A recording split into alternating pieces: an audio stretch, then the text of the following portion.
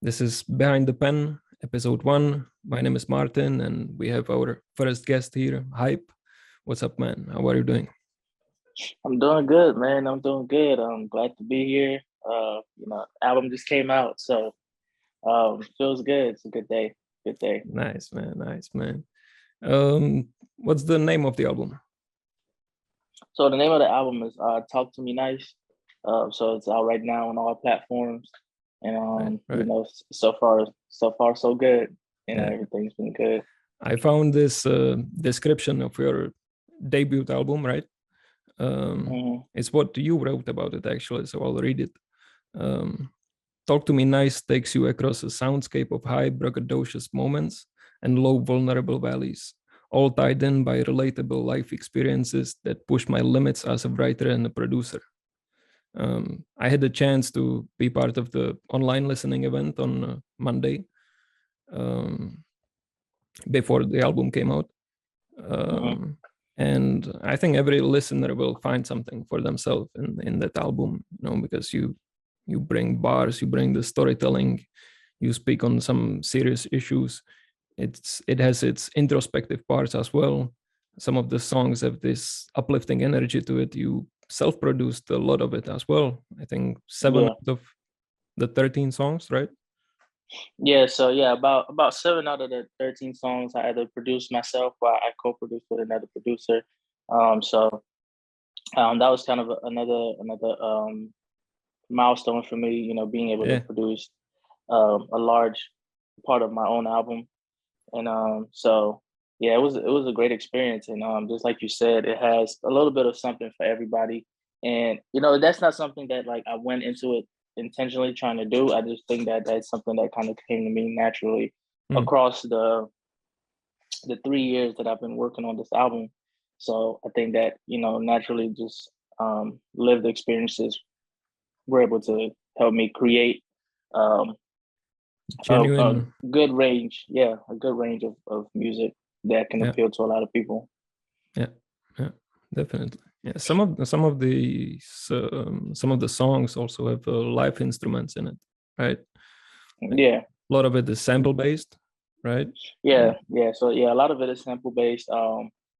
Cloth Talk, that's one of the songs that has live instruments. It has actually a live bass um, mm, guitar played on it by a bassist. Her name is Tay Grace H. She's out of the UK. She's really, really amazing producer.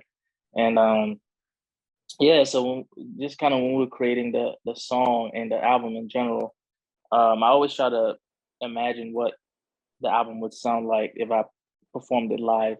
So I always try to get the best quality sound for the songs and things like that. And so for that song in particular, I just felt like a live bass would complement the song a lot better than something out of a virtual instrument or a plugin or something like that. So, so I just went for it and it came out amazing. right. Yeah. That's true. That's true. I remember that song on the listening event. Yeah, Yeah. yeah, crazy. You also got Elzhi on the album. Yeah, the only yeah, pretty much the only big feature on the album. And I was just really happy to be able to work with him. Just because one, he followed me on Instagram first. Like I had always been a fan of Elzhi, um, and things like that. So, when he followed me on Instagram, like I think it was like summer of 2020. Mm, Um, yeah, that was like a big thing for me. So, I just reached out to him and I told him I was working on an album and I would love to have him on the album. And he reached back out to me and he told me he was a fan of my work and he was definitely down to do a verse. So I sent him two songs originally, and so that was the song that he picked. And so the original version of that song sounds a little bit different because we had to remake the beat. But I think the second version came out a bit better than the first one, which I'm really happy about. But yeah, he definitely has been super supportive throughout this whole process of making the album. He even like listened to some of the songs on the album early on when I was still working on it. I sent him some of the like the demo tracks for the album and things like that, and he gave me some feedback. Um, So he's just been super consistent throughout the whole process, and things like that. And so, he wasn't like the only big name person I reached out to, because there are a few other, pretty big names that follow me on social media and stuff like that. So I definitely try to reach out whenever I can, and like they say, you miss 100% of the shots you don't take. So, um, I always try to take like an aggressive approach to just putting myself out there. So he definitely wasn't the only one I reached out to, and he definitely wasn't the only one that responded. But he was definitely the most consistent and the most eager to work. So, and that shows in the way that the track came out. It came out really great. So, yeah, definitely happy about that one. Yeah, it's awesome, man. I wanted to ask you about your inspiration as like a musical one, as a producer who inspires you. Yeah, so pretty much like anybody that you can think of is like a legendary hip hop producer, from DJ Premier to Ninth Wonder to Kanye West to Pharrell to Dre to Pete Rock, Just Blaze. Like really, I try to study a wide range of producers, even newer producers like Hit Boy, Metro Boomin, um, Mike Will. Like I try to study a lot of different producers and their sounds and things like that, because to me, I feel like I listen to a lot of different types of like subgenres of hip hop.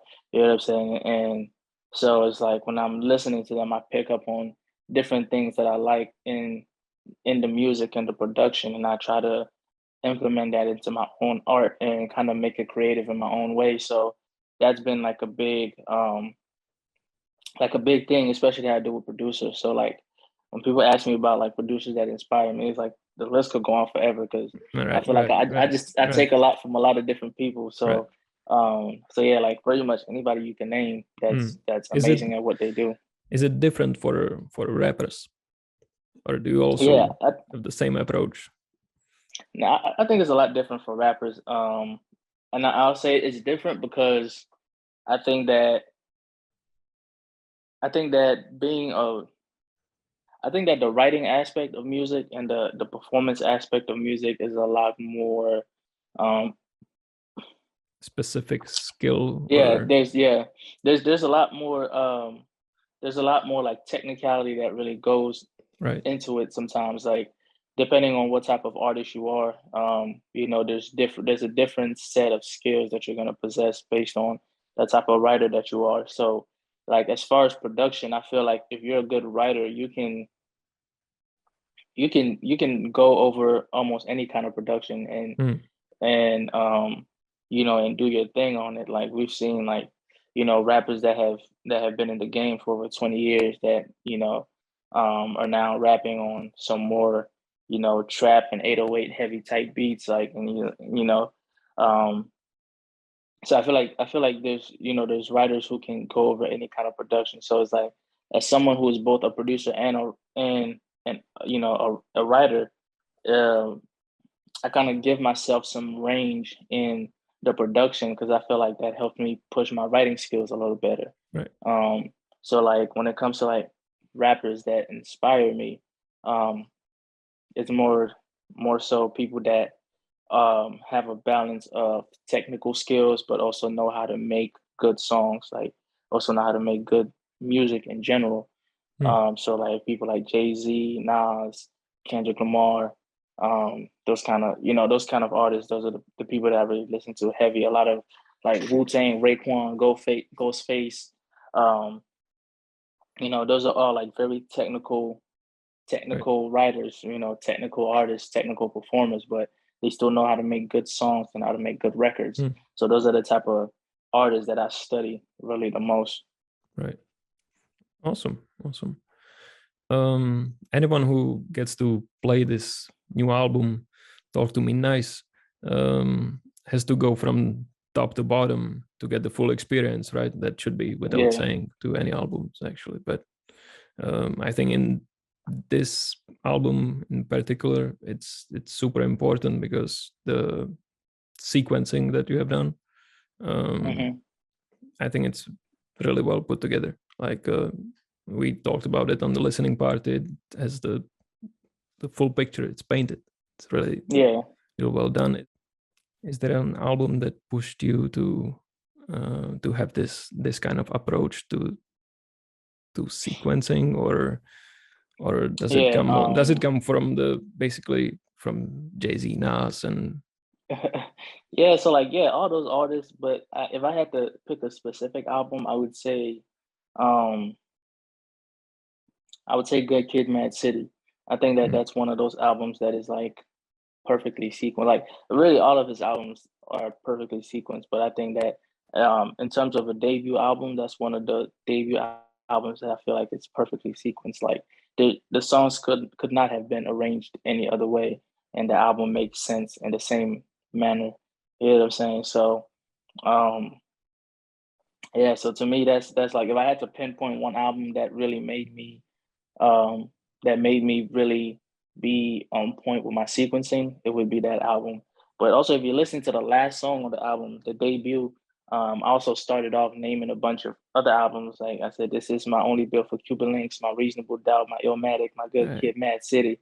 You know what I'm saying? So it's like I'm also naming the albums that kind of inspired the other debut albums that inspired my debut album.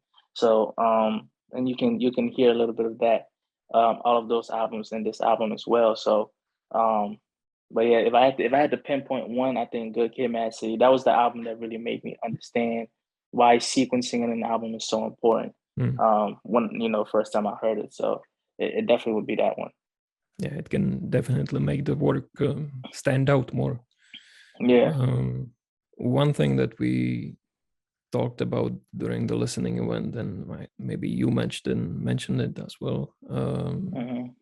was that the collaborations on this project had to feel natural. Like nothing was extremely pushed. Like, I need to get this guy on. I need to, even though you said you tried to get some people on the album, it wasn't the main goal to get um, the big artist on it, or bigger audience. And I think that's what in the end made it this good, because it's more you, it's more, it's more personal. Hmm. And so I wanted to ask you if you could elaborate more on this approach of um, having your uh, friends on it, rather than, or people that you know more, rather than somebody over the internet, or Yeah. So a lot of the artists that I had on here, um, a lot of them are close friends, and then a lot of them are also other artists that I've just happened to come across on social media. We happen to come across each other's music, and we have a mutual respect for what we do. So so the collaborations were natural and were kind of bound to happen. And even like at the beginning when I was kind of just going through the process of putting it together, like I said, I did reach out to a lot of people. I mean, there's if the album had gone the way that I originally was trying to make it go, there would have been a lot bigger names on here, artist and producer wise. But I think that naturally, I think that the people who were more excited to work and were more eager to see me win, and I was eager to see them win, and we were both um we both mutually have an interest in giving each other an opportunity to showcase what we can do. I think that's naturally what happened. That's kind of how the album came together, and I think that that happened for the best, because those are the people, like I said, that we have a mutual respect for each other's craft. So um, there's no weird energy going on, when we're doing songs. Like sometimes when you're working with somebody, collaborating with somebody, like sometimes it can, if you guys don't have a mutual for each other, if there's not a sort of a collaborative energy that's already there, and you're just kind of trying to force it for the sake of cloud or numbers or right. whatever. Like sometimes the process won't be as smooth Mm. as you want it to be. So, but with everybody that ended up being on the album, it was a smooth process. Everybody was excited to be on the album. I was excited to have them on the album. And it was just a great energy all around. And I think that, like you said, it really um it really made the album what it was. So so I'm definitely happy that it turned out that way. But and so definitely, like, in the future, the more I keep working, and hopefully the bigger I get, there's gonna be bigger names that are gonna wanna, that might come, I might have the opportunity to work with. And, I just hope that it's the same kind of scenario where it's a mutual respect for each other's art, and, nobody's just doing it um for the sake of a look, or, for the Yeah. sake of cloud or whatever. So, that was definitely like the approach that I prefer to take, because it just made making the album more enjoyable Mm. overall. That takes me to the next question. Audio Freebase. What is it? What are your goals with it? What? Yeah, so Audio Freebase currently is a collective of myself, Soul Chemist, and three other artists: Black Sun Rising, Daniela, she's an R&B artist, and Uptown Rome, he's another rapper. And so currently our goal is just we kind of put it together to be able to support each other with our creative process. Um, because we were just all interested in, we're all interested in seeing each other win. And so right now it's just kind of like a collective of artists that's kind of helping each other, supporting each other, creating opportunities for each other and ourselves. But eventually the goal is that, with the more we grow, individually as artists and as a collective, we want to turn it into, first we want to, make it into a full-fledged record label, and possibly publishing company as well. And then, later on, kind of turn into like a multimedia type of conglomerate. So currently we're working on a platform called Audio Freebase Radio that will could possibly be led by Soul Chemist, who's he's a producer, but he's also a DJ. And so with that, we want to be able to focus more on like underground artists, kind of just having like kind of like a station or a stream or a podcast where we're playing underground artist music, and, he's doing like the mixes and stuff like that. So there's a lot of there's a vision for it, and we're trying to grow it as organically as possible. So we're not trying to force it in one direction or another. So that's kind of why we just started as a collective, and then we're just kind of letting it grow organically. So Audio Freebase, this is the platform, the kind of like the brand of which my debut album came out under. So so it's kind of like a collective slash a record label. That's kind of like the phase that it's in right now. Right. That's dope, man. That's dope. I Thank you. think that goes with what we just said about the collaborations. It Hmm. goes really well with that, to have this group of people around you that you can reach out to about anything basically, and they have the same energy. Um, Yeah. um, I think compared to a lot of people out there, your approach to making music and also the music business is very professional. How long do, if I can ask it like that, how long do you do this for? I mean, I want to get to the moment where you were like, I want to try this. I want to rap. What? Yeah. So yeah. So there's a So I've been writing since I was like 12 years old. That's when I really started writing, and Um, I started writing because I had always had an interest in music. And so I've always been like a big fan of Michael Jackson, Marvin Gaye. My parents used to listen to a lot of soul records, a lot of R&B, a lot of like African music traditionally, from where we're from. And then around 2010 is when I really got into hip hop real heavy. That's kind of like when Drake was blowing up. I was living in Canada at the time. So you can imagine what that was like, Drake blowing up, and he was really like, I want to say he was really the first super big Canadian rapper to really like blow up the way he did. And so yeah, so everybody's going around playing Drake, this and the third. And then like in the middle of 2010, I moved to the United States. to Georgia. So I went from being in Canada and moving to like the deep south of the United States. So when I moved down here, I'm hearing a lot of Southern hip hop at the time. A lot of Rick Ross, a lot of Lil Wayne, a lot of Two Chainz, a lot of Gucci. Um, so it's like a whole new world for me, right?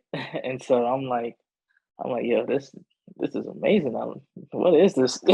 I'm like, I love this music, man. And so yeah, so around that time, I really got heavily into Lil Wayne. He was my first favorite rapper. Um, and so um, he was doing a lot of features at the time, and his Carter 4 album was getting ready to come out. So I mean, he was just killing it, and to me, he was like the best rapper in the world at that time, But like the only two references I have for rappers is Drake and Lil Wayne. I'm like, well, Lil Wayne's the guy, so he's the best. And so yeah, I started writing because of Lil Wayne, and because he's he was a very punchline heavy rapper as he's always been.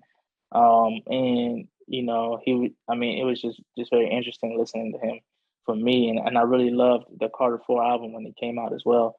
So so that's when I really started writing, was around 2010.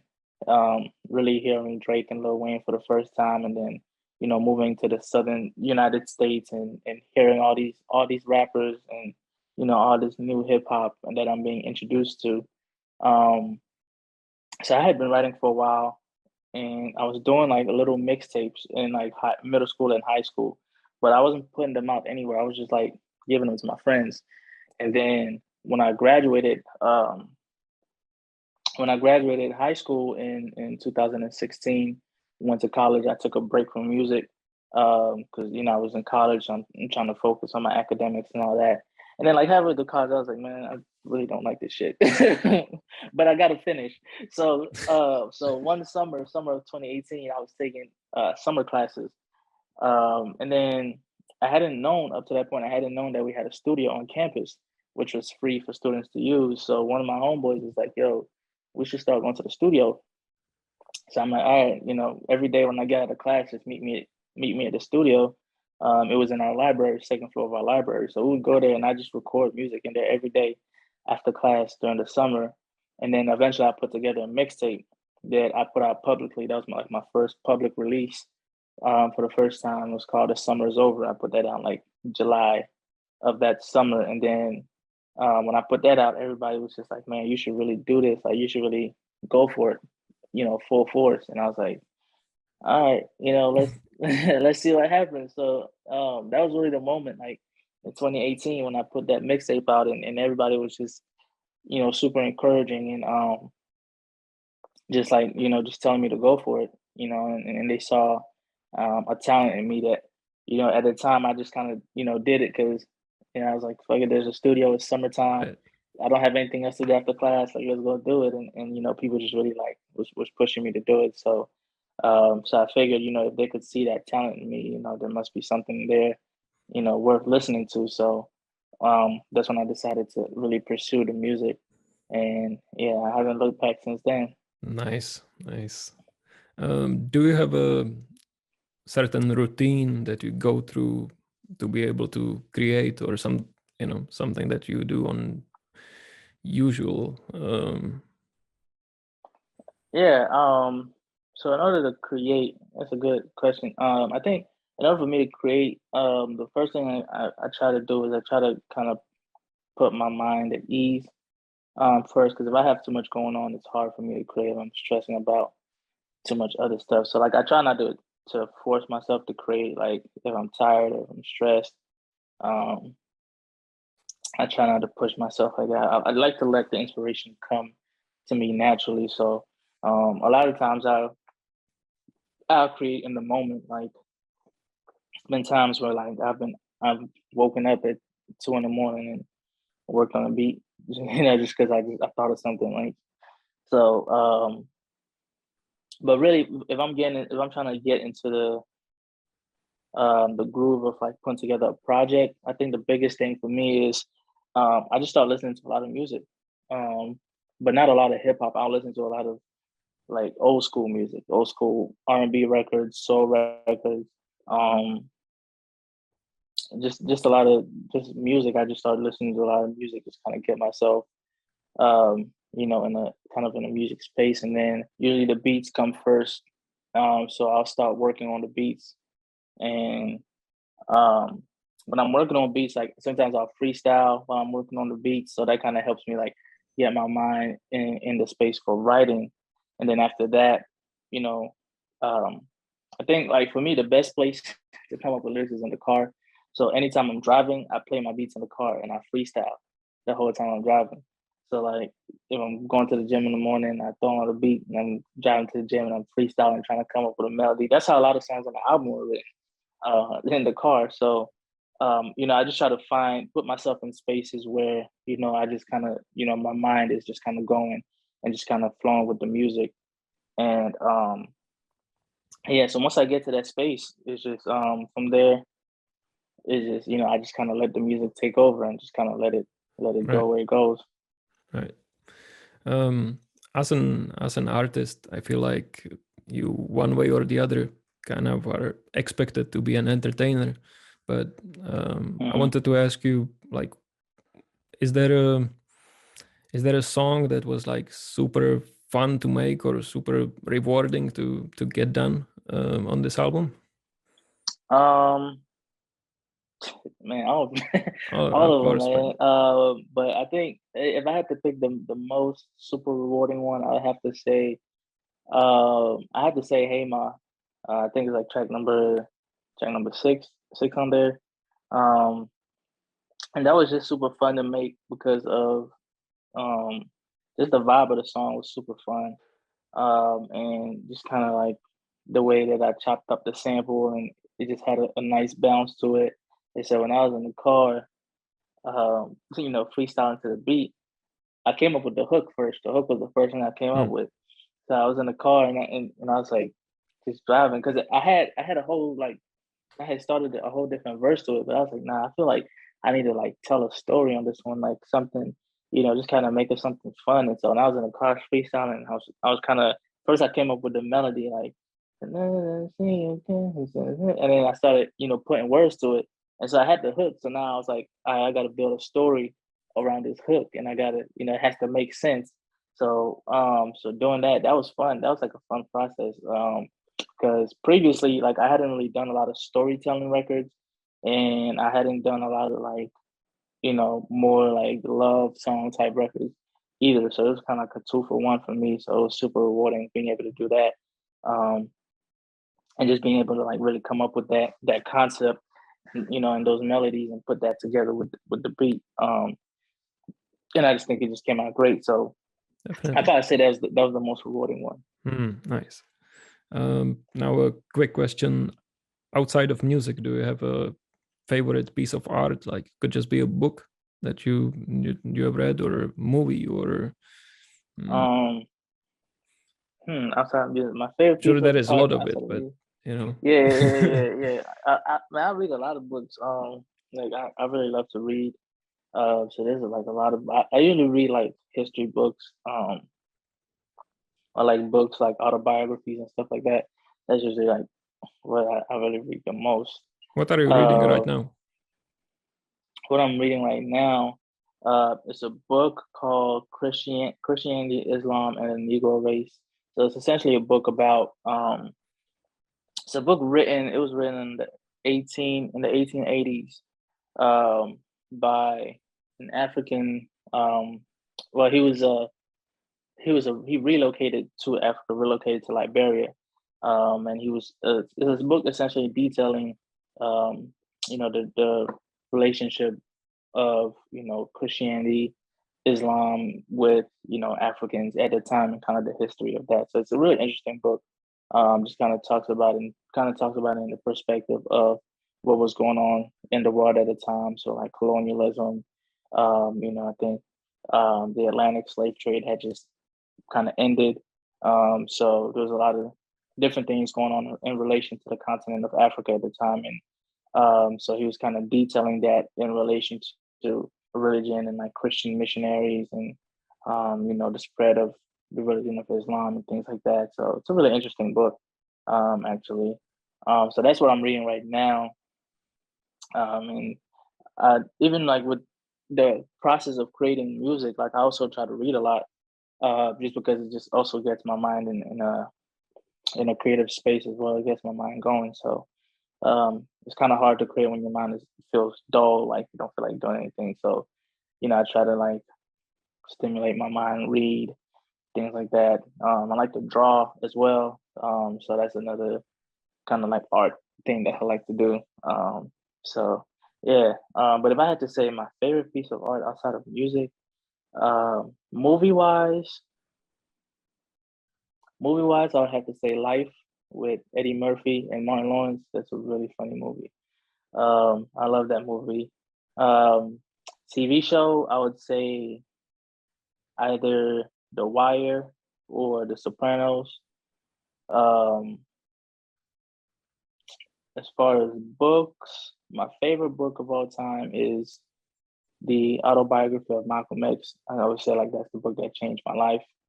Um, as far as other art paintings, I mean, you can see on my wall like I have a bunch of like posters, and that's a painting from my album cover. So Yeah, like yeah. I'm really big into like this art in general. So yeah, It's so nice, I'll give you a man. lot of answers to that. It's Yeah. nice.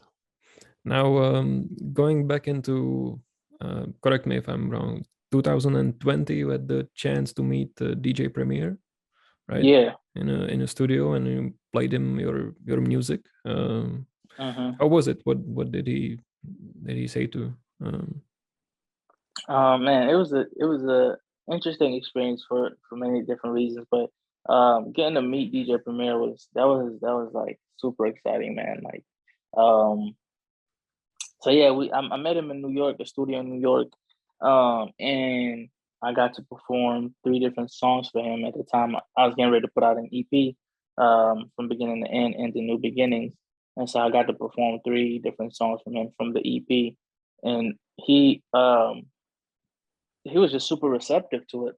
He enjoyed it a lot. I mean, he was bobbing his head the whole time, and in between songs, he gave a lot of compliments and a lot of good feedback. Complimenting me on how the songs sound and how professional they sounded, on the lyricism, the beats. He just gave a lot of great feedback, and then um, he played one of my songs on his radio show for like 4 or 5 weeks.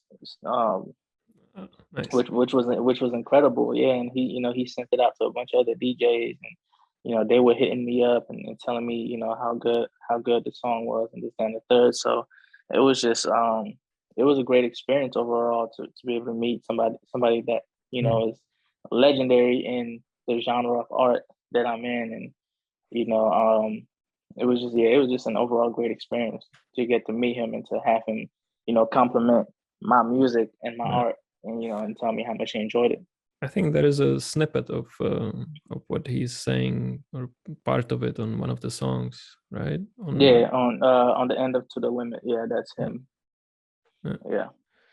Um, Now, I wanted to touch on to your experience with a label, or I should say, maybe a group of people calling themselves a label, right? Yeah. Um, could you just shortly take us through what happened there, and what have you learned from it? Yeah. So what happened there was I was approached by one of the guys. His name is HL Thompson or something like that. And he hit me up on Instagram. At the time, I had a single that was circulating. It was um it was actually a half finished version of Under the Influence, which is on the album. And so he hit me up and he was like, "Yo, I really like your music."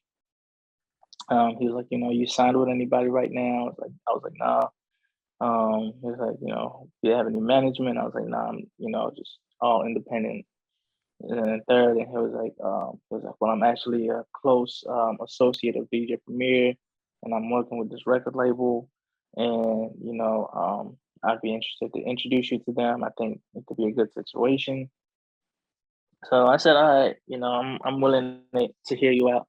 So he introduced me to them. We had like a phone conversation and things like that, and we talked, and they kind of gave me a breakdown of who they were and supposedly what it is that they did, and they just made the whole thing sound a lot better than it actually was at the time. So, and they were like, we have three other artists that we're about to sign, da, da, da. So at the same time, COVID had just hit. So I wasn't able to work anymore. So I didn't have income coming in from my job. And I was also getting ready to graduate college. So I'm getting ready to graduate college. I'm looking for a job, this and the third. So it just kind of seemed like an opportunity that came at the right time. So when I talked to them, like I said, everything sounded great at the time. And it sounded like They just it sold would it be to you, like basically. they sold it to me, and it sounded like a life-changing opportunity. And so I ended up signing with them, and then like I said, there were three other artists that signed on at the time. And then things started getting a little funny. So they wanted they wanted to put out a single. They wanted me to put out a single, but they wanted me to re-release one of my old singles. Um, and I didn't understand why we couldn't just release a new single. But so they wanted me to, regardless, they wanted me to re-release one of my old singles, and they wanted to do a video for it. But then when it came down to having to pay for the video, it's like it's almost like they didn't want to pay. Like they kept arguing the price, and it was a super low price too. Like it wasn't an expensive video, and especially for if you're claiming to be a record label, this is something that you should be able to pay easily. Like this is nothing. So um, you know, and so so we kind of went through a hassle with that, and I ended up having to pay for some of the video out of my out of pocket. Um, Again, which is not part of the agreement that we had, is that they would cover all the finances and everything like that. And so from there, we just started. There was a lot of discrepancies and a lot of things that weren't adding up. Um, and so finally, two other artists ended up leaving. They ended up walking away. And at the time, they didn't really tell any of the other artists why. There was no real discussion. So the two of us that were left, three, me, Soul Chemist, and Uptown Rome, another artist. We didn't really know why they left, but we just know they left. And then kind of like around December of 2020, that's when things even started getting a little bit even worse. Like I said, my EP had just came out, but they hadn't paid for anything, like no studio time. Um, they hadn't paid for any of the beats. They hadn't paid for any promotion and marketing, none of that. So I ended up paying. I was paying all that out of pocket. Ended up spending between $4,000 or $5,000 out of pocket um, for that. And then they they said they were going to do merchandise and do vinyls and this and third. They never did it. And so it was like after a while, I just kind of got frustrated.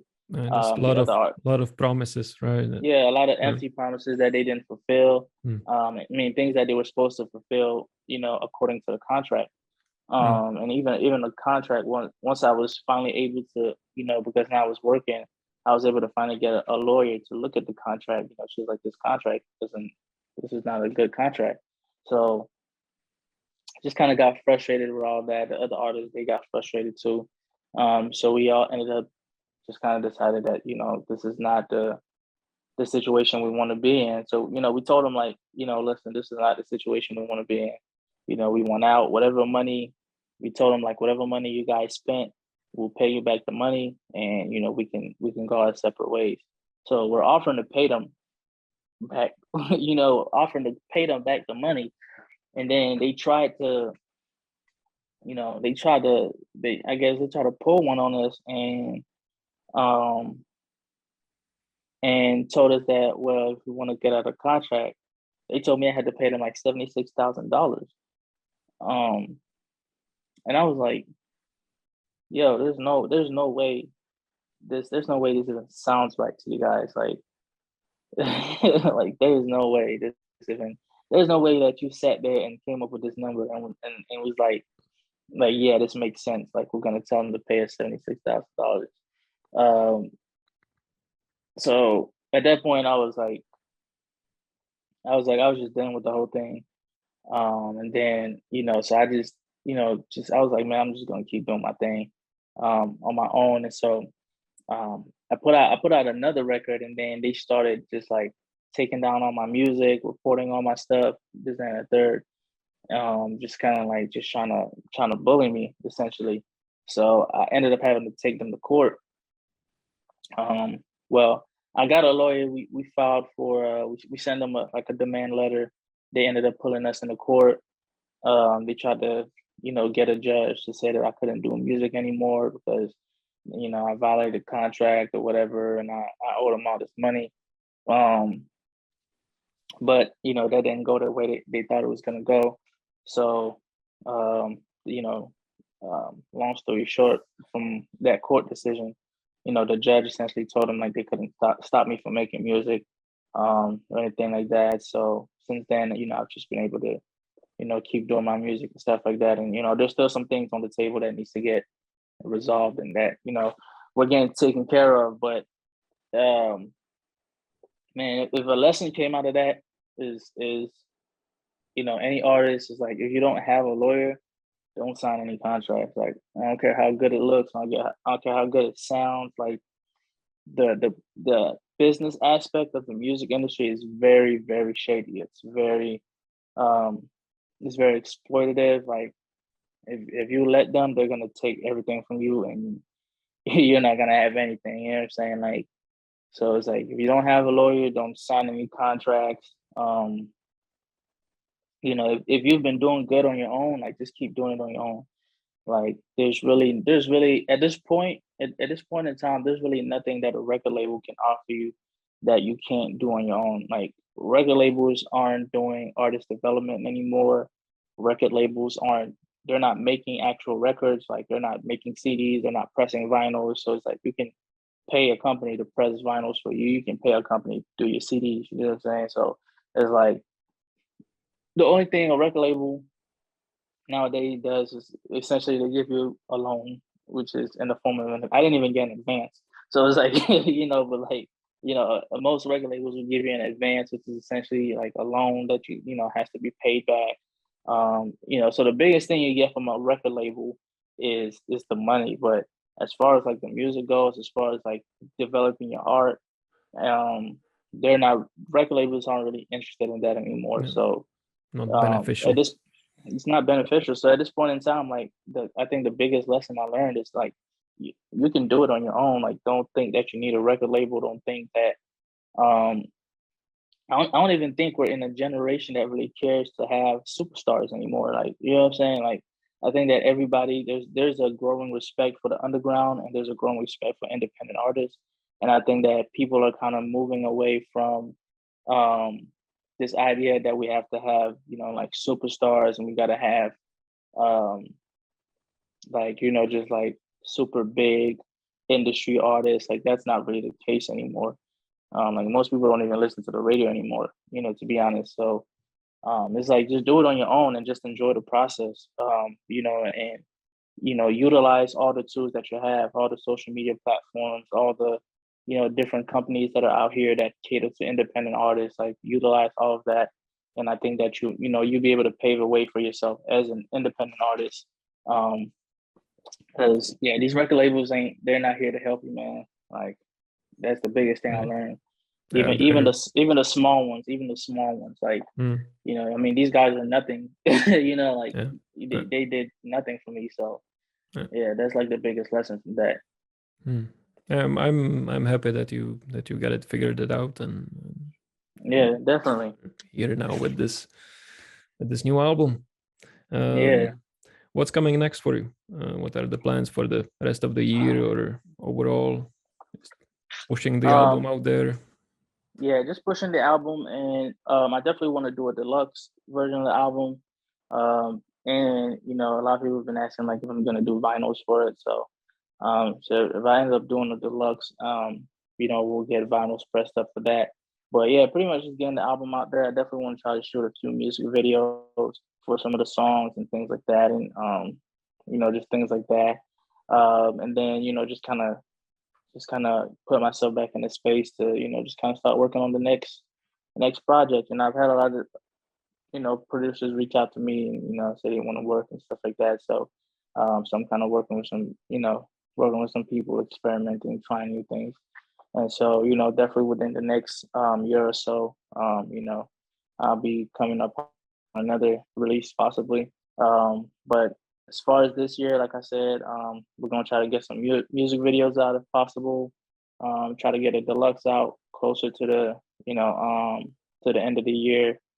Um, and just keep pushing the album so that more people can hear it, and more people can be exposed to the masterpiece that it is. So yeah, that's definitely the plans. Definitely, man. Definitely. Before we end this, is there something that you want to say to the people? I just want to thank everybody that's been supporting me. Thank you. Thank all the different platforms, all the different individuals that have been supporting me. I definitely want to shout out my guy Soul Chemist, who was the other executive producer on this album. That this album definitely wouldn't be what it is without him. Want to shout out to everybody that did a feature, that did a produce a song here. Definitely want to shout out DJ Beans. She's been an incredible supporter. She's helped me out with so much as far as this album, and getting some people to pay attention to it. Um, and yeah, I just want to tell people to just keep rocking with it, keep rocking with me. Keep a lookout for what's coming next. And I think that this album is the start of something great. If this album isn't the album that changes my life, it's the one that's gonna, it's the stepping stone for the next one, for the one that is gonna change my life. Right, So right. yeah, I'm just definitely excited, and just just tell the people to stay tuned in.